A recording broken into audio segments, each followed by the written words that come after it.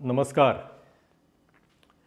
आज पुन्हा एकदा भेटतो आहोत नेहमीप्रमाणेच एका अवघड विषयाबद्दल बोलायला. अनेक पालक मला असं विचारतात, डॉक्टर शुक्ल, आम्हाला एक मूल आहे.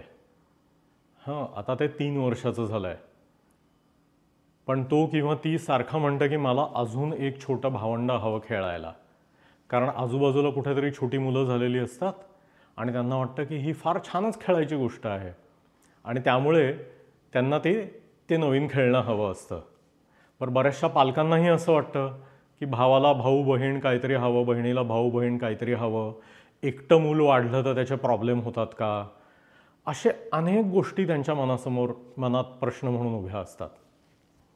तर आता एका मुलावर थांबावं का एकापेक्षा जास्त मुलं होऊ द्यावीत, हा जो प्रश्न आहे ना, याला लोक फार लॉजिकली सोडवायचा प्रयत्न करतात. म्हणजे एका मुलामध्ये जर काही धोका असेल तर आम्ही 2 मुलं होऊ देतो, किंवा पहिल्या मुलाला काही उपयोग होणार असेल तर आम्ही दुसरं मूल निश्चित करायचा विचार करू, असा काहीतरी कमालीचा फायनान्शियल डिसिजन असल्यासारखा स्टँड घेतात. पण आपण या प्रॉब्लेमलाच फार चुकीच्या दिशेने अप्रोच होतो असं मला वाटतं.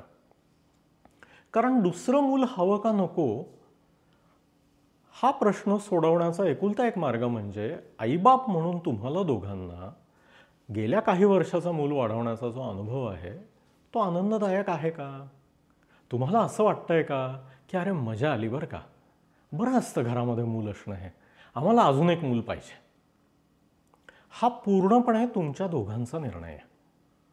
कारण धाकटं मूल आलं की मला खेळायला कोणीतरी होईल, हा मुलाचा आनंद किंवा हा भ्रम काही फार वेळ टिकत नाही. कारण ते मूल ॲक्च्युली घरात येऊन ते खेळायच्या लायकीचं होईपर्यंत हे मोठं मूल बरंच मोठं झालेलं असतं. त्याच्यामुळे ते ॲक्च्युली असं डायरेक्ट खेळायला मिळत नाही. त्यामुळे फक्त मूल हट्ट करताय म्हणून दुसरं मूल आणणं हा जरा गोंधळाचा आणि थोडासा वेडेपणाचा भाग आहे.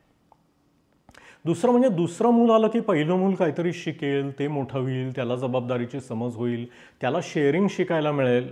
हे सगळे विचार जरी खूप उदात्त असले तरी पहिल्या मुलामध्ये काही दोष निर्माण होऊ नये म्हणून सोल्युशन म्हणून जर तुम्ही दुसरं मूल आणणार असाल तर पुन्हा प्रॉब्लेम आहे.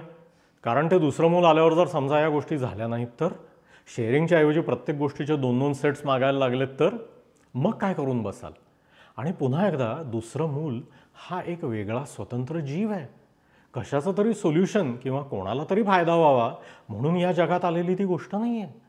त्यामुळे आपल्याला दुसरं मूल, तिसरं मूल किंवा चौथं मूलसुद्धा हवं का नको हे तुम्ही पालक म्हणून ठरवायची गोष्ट आहे.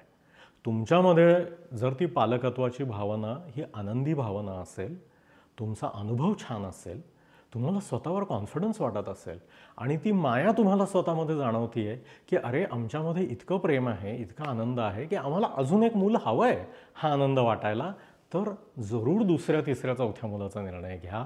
कोणासाठी तरी सोल्युशन, कुठल्या तरी प्रॉब्लेमसाठी उत्तर आणि कोणाच्या तरी खेळायची सोय किंवा आधीच्या जनरेशनचं प्रेशर ह्याच्यासाठी दुसरी मुलं होऊ देऊ नका. हा तुम्ही पालक म्हणून प्रेमाने, मायेने, आनंदासाठी घ्यायचा निर्णय आहे. गुड लक.